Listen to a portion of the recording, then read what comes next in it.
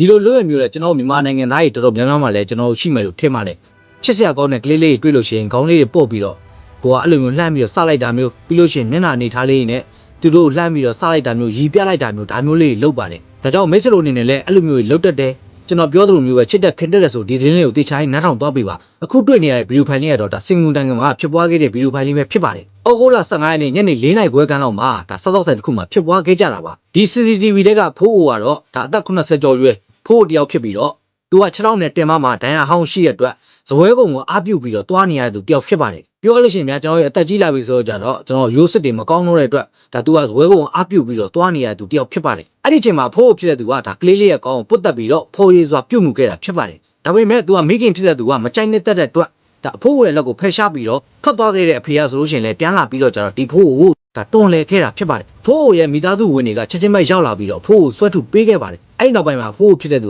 မိသားစုတွေကိုတားပြီးတော့မလုံနဲ့မလိုအပ်ဘူးပြောတင်တာရန်ဖြစ်မှာဆိုလို့သူကဆွဲပြီးတော့ဒါမလိုအပ်ဘူးမလုံနဲ့ရတယ်လို့သူအဲ့လိုမျိုးနောက်ကနေလိုက်ပြောနေခဲ့တာဖြစ်ပါတယ်မိသားစုဖြစ်တဲ့သူကကလေးရဲ့အဖေကိုအဖိုးဖြစ်တဲ့သူကနင့်ရဲ့ကလေးကိုချစ်ခင်လို့ဖော်ရတဲ့နေသားမျိုးလေးနဲ့ဒါခေါင်းကိုပုတ်တက်ပြီးတော့ဒါဖော်ရတဲ့ပုံစံမျိုးလေးပြလိုက်တာဖြစ်တယ်လို့ဖေကိုပြောလိုက်တဲ့အချိန်မှာဖေဖြစ်တဲ့သူကလည်းဒါသူကစဉ်းစားပြီးတော့ကြတော့အဖိုးဖြစ်တဲ့သူကိုတောင်းပန်တဲ့အနေနဲ့အဖျော်ရမကာရီနဲ့ကန့်လန့်ခဲ့ပေမဲ့အဖိုးဖြစ်တဲ့သူကတော့ညှင်းဆန်ခဲ့ပါတယ်ဒီကိစ္စနဲ့ပတ်သက်ပြီးတော့အဖိုးရဲ့မိသားစုဝင်တွေကအဖိုးဖြစ်တဲ့သူကဒါနောက်ကျော်နာကျင်မှုတရားတွေခံစားနေရတယ်လို့ဆိုပါတယ်အဖိုးရဲ့မိသားစုဝင်တွေကတော့ဖြစ်ရမှန်ကိုသိရှိဖို့နဲ့တရားမျှတမှုရဖို့အတွက်အခုကျူးလွန်သွားတဲ့ဖခင်ဖြစ်တဲ့သူကိုဒါရှာဖွေပေးဖို့အကူအညီတောင်းခံခဲ့ရတာဖြစ်ပြီးတော့ဒါနှောက်ယှက်ဖို့အတွက်မဟုတ်ဘူးဆိုတဲ့အကြောင်းကိုလည်းထပ်လောင်းပြောဆိုထားပါတယ်လက်ရှိဩဂုတ်လ16ရက်နေ့မှာတော့ဖခင်ဖြစ်သူကိုဒါအဖိုးရဲ့မိသားစုဝင်တွေကရဲကိုတိုင်တန်းထားပြီးတော့စုံစမ်းစစ်ဆေးမှုတွေလည်းဆက်လက်လှုပ်ဆောင်နေပါတယ်ဒီဖြစ်နဲ့ပတ်သက်ပြီးတော့ online အသုံးပြုတဲ့သူတွေကအသက်ကြီးတဲ့သူတယောက်ကိုရုပ်ပိုင်းဆိုင်ရာအင်အားသုံးပြီးတော့ဖြည့်ရှင်းတာမသိလျော်ကြောင်းဝေဖန်နေကြပါတယ်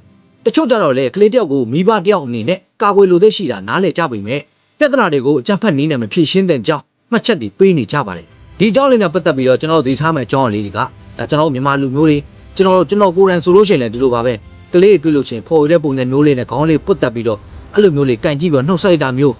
အဲ့လိုမျိုးလေးကျွန်တော်ကိုယ်တိုင်လုတ်တတ်ပါတယ်ကျွန်တော်တို့ရဲ့မြန်မာပြည်ကတော်တော်များများလည်းလုတ်တတ်မယ်လို့ထင်ပါတယ်ဒီဖြစ်စဉ်နဲ့ပတ်သက်ပြီးတော့မိတ်ဆွေတို့အနေနဲ့ CCTV ကြည့်ပြီးတော့သုံးသက်ချက်အရထင်မြင်မှုလေးကိုလည်းကျွန်တော်ပုံမှန်ပေါ်တော့ရေးသွားပေးခဲ့ကြပါအောင်အားလုံးကိုကျေးဇူးအများကြီးတင်ပါတယ်နောက်သတင်းကြောင်းအသစ်တွေနဲ့ပြန်လည်ဆုံတွေ့ပါမယ်ခင်ဗျာ